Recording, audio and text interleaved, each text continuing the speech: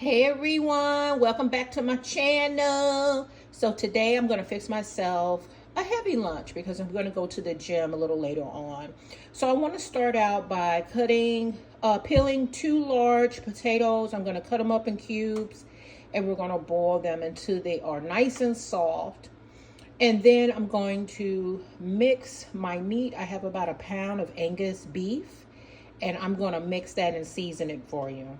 So, and then our vegetable is going to be peas, but you can do any vegetable that you like. This actually doesn't take me too long. I'm going to do a gravy with it too, a brown gravy, but I'm going to cheat.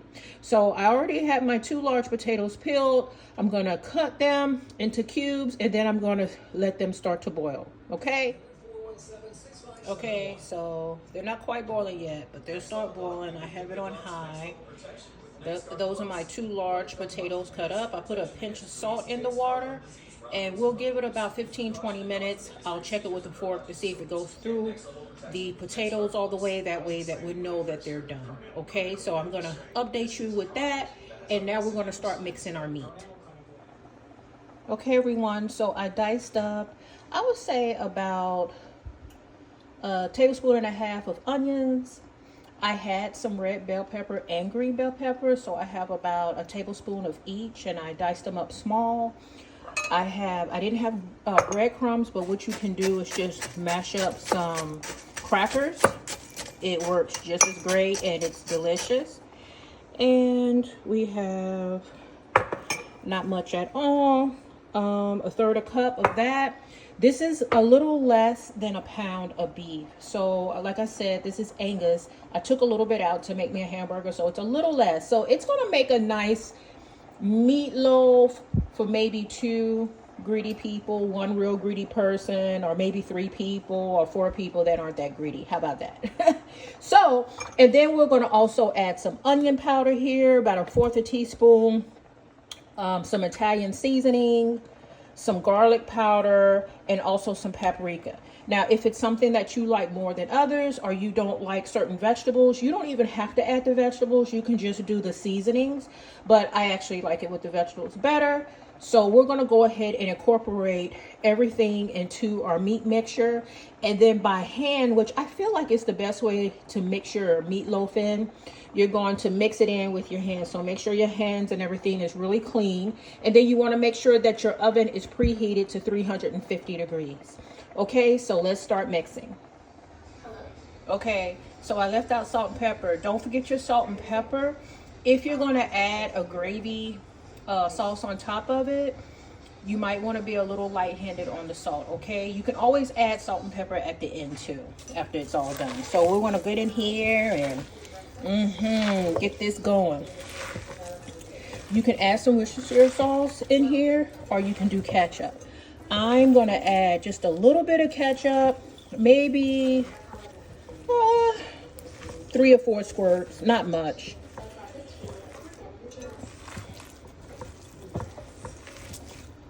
The Worcestershire sauce is very delicious, but I just don't have any. So let me double check to make sure, because you can actually add both if you want.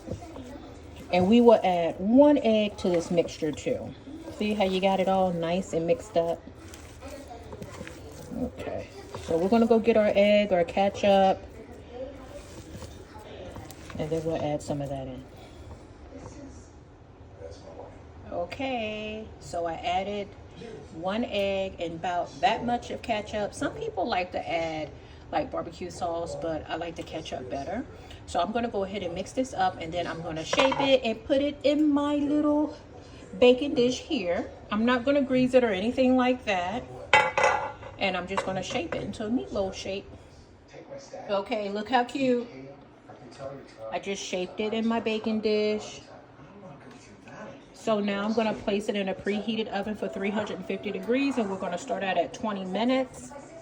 And I'm going to cover it with some foil. Okay, our meatloaf is going in. Alexa, set timer for 20 minutes. Okay, check on you a little later. Okay, so I went ahead, I turned off my potatoes, and you see how the fork goes through it, like really soft. They're not hard anymore. Okay, they're ready. So this has been about, I would say about 15 minutes. But depending on how many potatoes you have, you may need a little bit more time. So I went ahead, I turned off the heat. I'm going to drain this, and then we're going to add our butter and all our deliciousness to our potatoes. Okay, so we're going to start on our peas. These are frozen peas. It's one full pack of peas. We're going to add butter, salt, and pepper to taste. And then also I added like maybe 1/4 of a teaspoon of onion powder. We're going to let this cook on medium-high heat until it's completely cooked. And I added just a smidgen of water in here to help the peas cook. These are frozen, so it's going to let off some water, so you don't have to give it too much. Okay, so we'll just wait for this to get done. And you should try it with the onion powder. It's really good.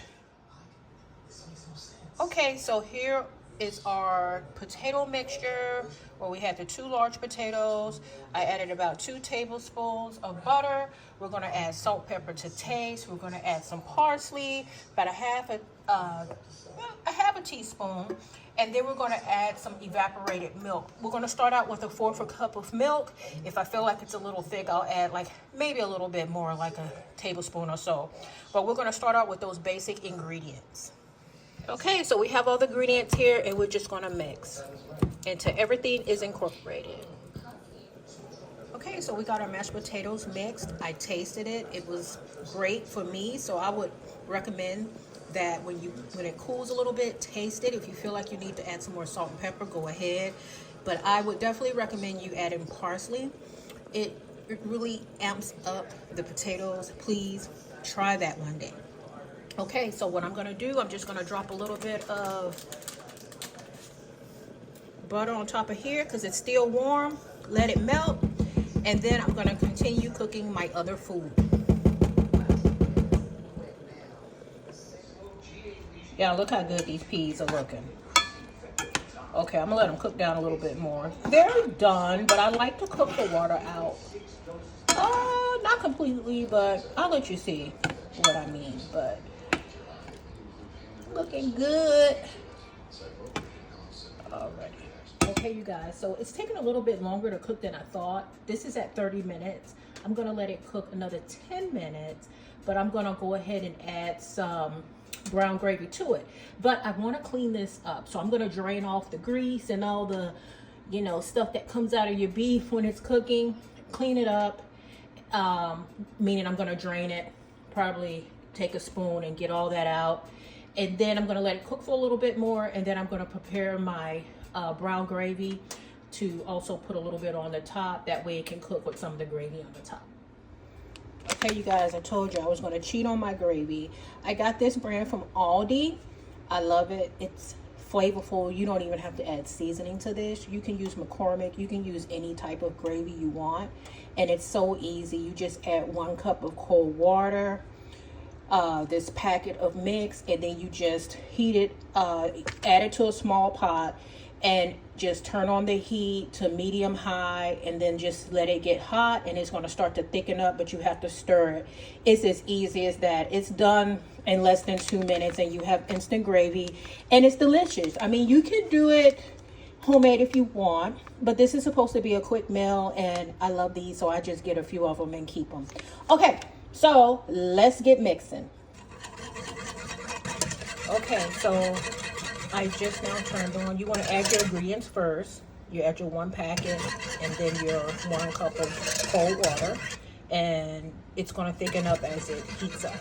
So it's starting to heat up, and I like to use a whisk. It's as easy as that, and this is really yummy. If you feel like you want to add a little bit more pepper or whatever to it, go right ahead. But what we're going to do is we're going to put a little bit of this over our meatloaf. And also, I just wanted to let you guys know, I found some mushrooms that I had. These are some baby Bellas, and what I use these for a lot of things. I put them in my eggs. I like to use them on my little small pizzas that I make. I'll do a video on that one day. But I just saute them. I buy them fresh. I saute them in a little bit of olive oil. I add a little salt and pepper, and that is it. So these were already in the refrigerator. I'm going to warm these up, and I'm going to add them to the gravy. I'm going to add them onto our meatloaf. I already had this. If I didn't, I would have just had it without it, but let's go ahead and use them up. Okay, so you want to stir it until it starts to get thick, and it starts to come, when it comes to a boil, you'll know, okay, it's ready, because you can tell when it starts to get thick.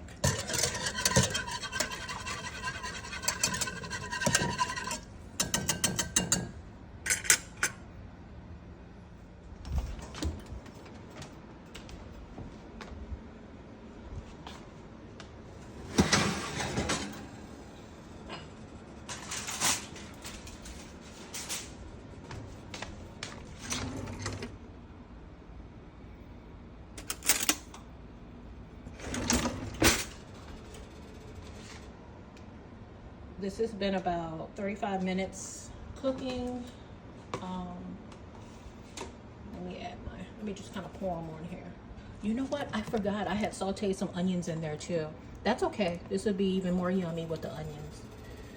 Sorry about that. I'm gonna put some on top like that. And I had decreased the heat.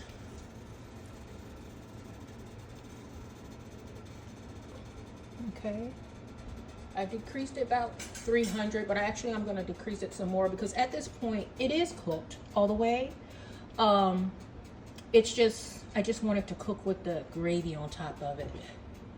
Okay, I'm going to put a little bit of gravy here. Usually I would do this with a spoon, but see how I got nice and thick? It'll be looking yummy.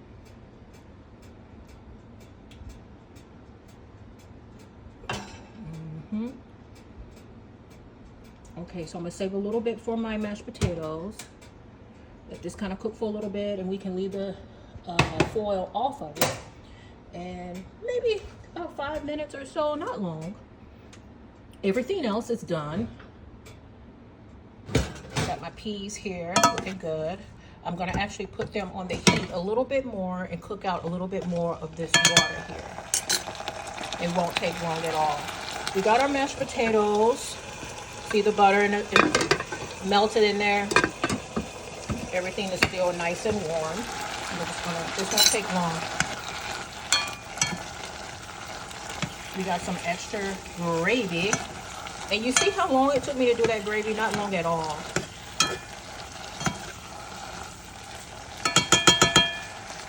I would say altogether, everything should take you about 45 minutes. You could even do meatballs, which will take you less time. And this is just a nice hearty meal to have. And it'll definitely keep you full most of the day. Okay, so I took my meatloaf out. This is the end product of that. Look at that. Looks like something we've been cooking all day. This is our mashed potatoes. That's just butter on top. I like a lot of butter, but you don't have to do that. And of course, I'm going to mix it in once I fix my plate. And then we have our peas. Ooh. And some extra gravy to go on top of our mashed potatoes. Okay, so let's fix our plate.